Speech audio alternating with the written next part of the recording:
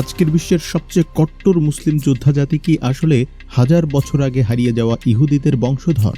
যে তালেবানরা ইসরায়েলের চরম শত্রু, তাদের ধমনীতেই কি বইছে বনি ইসরায়েলের রক্ত? শুনতে অবিশ্বাস্য মনে হলেও আন্তর্জাতিক গবেষকদের একাংশ এবং খোদ পশতুনদের নিজস্ব লোকগাথা কিন্তু এই দিকেই ইশারা করছে। ইতিহাসের পাতা উল্টালে দেখা যায় খ্রিস্টপূর্ব 722 অব্দে অ্যাসিরীয়রা যখন উত্তর ইসরায়েল জয় করে, তখন বনি ইসরায়েলের 12টি বংশের মধ্যে 10টি বংশই নিখোঁজ হয়ে যায়। ইহুদি ইতিহাসে এরা হারিয়ে যাওয়া 10 বংশ নামে পরিচিত, কিন্তু তারা গেল কোথায়? বিস্ময়করভাবে আফগান পাঠানদের বহু প্রাচীন ইতিহাস গ্রন্থ যেমন মাখজান ই আফগানিতে দাবি করা হয়েছে তারা মালেক আফগানার বংশধর, যিনি রাজা সলমন বা হজরত সুলাইমান আলাইহি ওয়াসাল্লামের সেনাপতি ছিলেন এবং বনি ইসরায়েলের একটি শাখার অংশ ছিলেন। এমনকি পশতুনদের প্রাচীনতম উপজাতিগুলোর নাম যেমন ইউসুফজাই বা রাব্বানি ইহুদি নামগুলোর সাথে হুবহু মিলে যায়।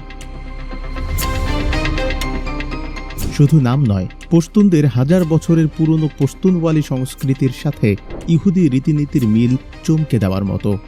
প্রাচীন পশতুনরা সাবাত শনিবার বা শনিবারে কাজ না করা, মৃতদেহ দাফনের আগে মোমবাতি জ্বালানো এবং পুরুষদের দাড়ি ও জুলফি রাখার মতো এমন কিছু নিয়ম মেনে চলে, যা হুবহু অর্থোডক্স ইহুদিদের মতো।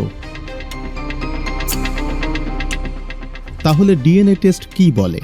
টেকনিয়ন ইসরায়েল ইনস্টিটিউট অব টেকনোলজির মতো কিছু গবেষণায় পশতুনদের জিনগত নমুনায় প্রাচীন হিব্রু বা মধ্যপ্রাচ্যের জিনের আংশিক মিল পাওয়া গেছে, তবে বিজ্ঞান এখনও একে শতভাগ নিশ্চিত করেনি।